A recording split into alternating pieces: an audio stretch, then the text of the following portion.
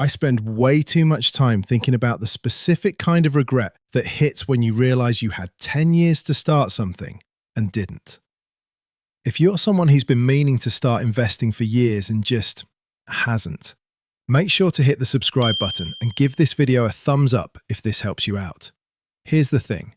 There's a specific version of the "what if I'd started earlier" conversation that happens in every finance video on YouTube. Nice big number. Impressive graph. This is what you missed. And the person watching feels a bit worse about themselves and then goes on with their day, still not investing. I don't want to make that video because the honest answer to what would £100 a month since 2016 be worth today isn't just a big number. It's a big number, then a smaller number when you factor in inflation. Then, and this is the bit that actually matters, the same maths done forward, showing what starting this month makes 2036 look like. That last bit is the reason to watch this video, not the regret, the forward version. So we're going to do this properly. Real UK numbers. 4 different places you could have put that £100. What each one is actually worth today. What it's worth after inflation. And then, the number that most videos never show you. What starting today still gets you. Let's do the maths. 10 years, £100 a month. That's £12,000 you would have paid in, which sounds like a small amount, and it is, until you see what the market did with it. We're going to look at 4 places you could have put that money. Option 1, a global tracker fund. Something like Vanguard's FTSE Global All Cap, which is what most UK investors actually hold. Not the S&P 500, not a UK-only fund, a fund that tracks the whole global stock market. Every developed country, every emerging market, roughly 8,000 companies. It's the boring default that most sensible UK investors eventually settle on. From November 2016, when Vanguard's version of this fund actually launched, it's the fairest 10-year comparison we can make. This fund has delivered roughly 8 to 9% annualized in pounds. Let's use 8%. To be honest and conservative, rather than picking the highest number I can find. Your £100 a month at 8% annualised over 10 years is worth about £18,400 today. You paid in £12,000. You've got £18,400. You made about £6,400 by doing nothing except pressing yes on a direct debit 10 years ago and forgetting about it.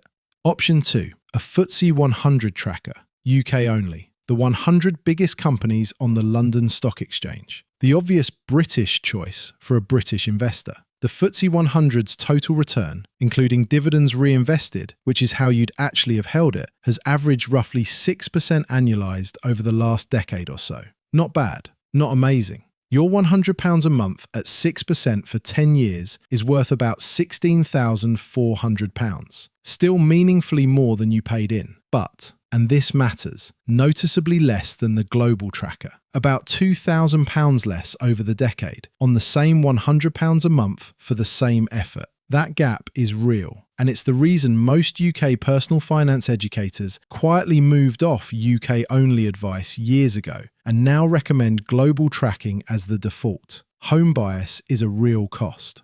Option 3, a UK easy access savings account. The safe choice. The "at least I can't lose it" choice. Here's where the maths gets awkward. UK savings rates spent most of the last decade at near zero. From 2016 to about 2022, the average easy access rate was well under 1%. Then it climbed sharply, peaking at about 2.8% in early 2024, and has been drifting down since. Blended average across the decade, somewhere around 1.5%. Your £100 a month at 1.5% for 10 years is worth about £12,940. You paid in £12,000. You have £12,940. You made £940 in interest across an entire decade. That's less than £8 a month. Option 4, cash under the mattress, or in a current account paying 0 interest. You know what this one is.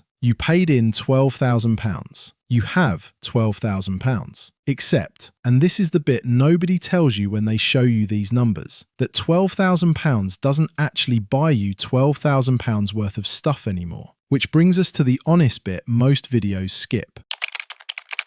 Between 2016 and 2026, UK prices rose by roughly 35%.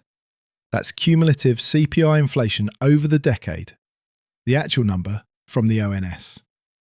A big chunk of that happened in the 2022 spike, but averaged across the whole 10 years, £1 in 2016 buys about 65 to 70 pence worth of stuff today. So let's redo those four numbers in what's called real terms, meaning what they'd actually buy you today. Your global tracker's £18,400 in nominal money is worth about £13,600 in 2016 money. Still ahead of what you put in, but a much smaller gap than the headline number suggests. Your FTSE 100 tracker's £16,400 is worth about £12,150 in real terms. That's basically break even. You preserved your money, but you didn't really grow it. Your savings account balance of £12,940 is worth about £9,590 in real terms. You lost purchasing power. The bank paid you £940, and inflation took about £2,400. Net position? You're down. And your cash under the mattress?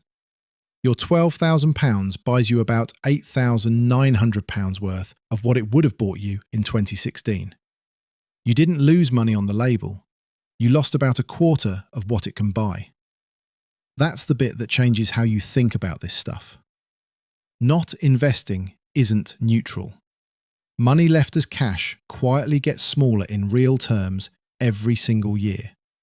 The only question is whether your money is growing faster than it's shrinking. At 8% nominal in a global tracker over the last decade, yes, comfortably, it grew. In a savings account? Barely. Sometimes not at all. Under the mattress? Never. It only ever shrank.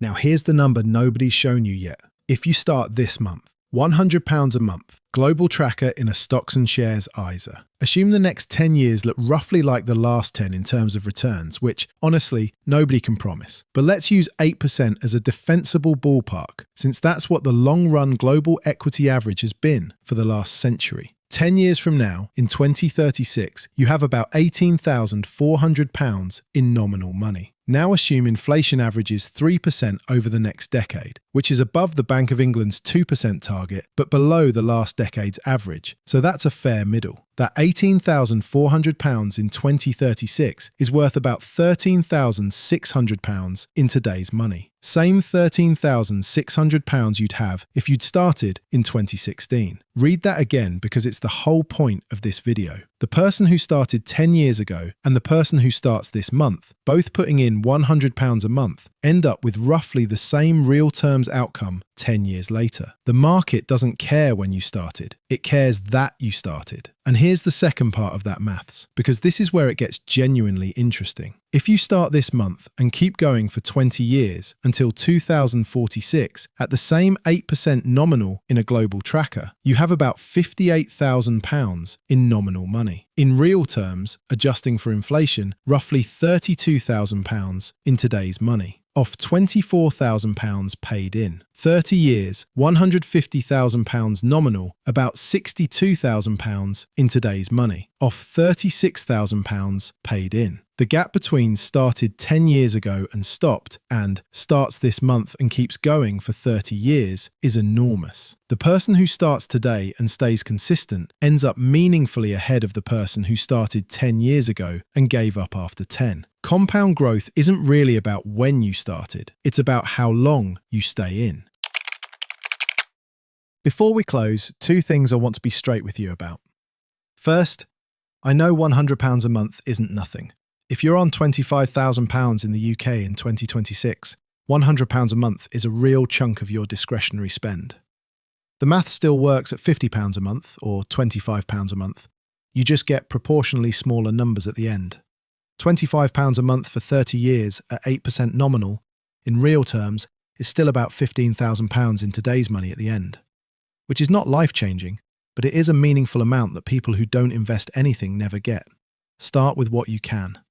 The maths cares about the habit, not the amount.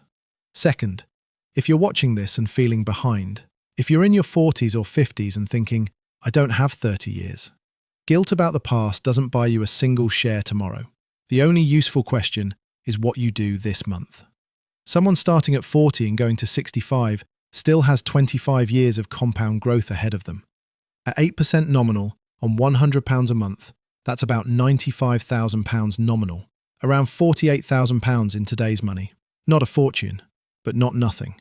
Nothing is the whole game. There's a quote that's often used in finance content. The best time to plant a tree was 20 years ago. The second best time is now. It's true, but it's borrowed. Here's the proper Pence version, and I mean it. The number that matters isn't what you missed. It's what starting this month makes 2036 look like. Because 2036 will arrive whether you invest or not. The only question is whether the version of you sitting in 2036 has a £13,000 pot they didn't have to work for, or an empty spot where that pot could have been. 10 years pass quickly. This last one certainly did. The next one will too. Start this month, or don't, but make it a decision, not a delay. That's it. So here's what I want to know in the comments. What's the thing that's been stopping you from starting? Not, I don't have the money. The actual specific reason underneath that. Fear that you'll pick the wrong fund? Feeling too behind? Waiting for the right time? Genuinely curious what the real blocker is for people, because it's rarely just the number. If this helped, hit like and subscribe if you're not already. Proper Pence puts out UK-focused personal finance videos every week, all with real UK numbers. See you in the next one.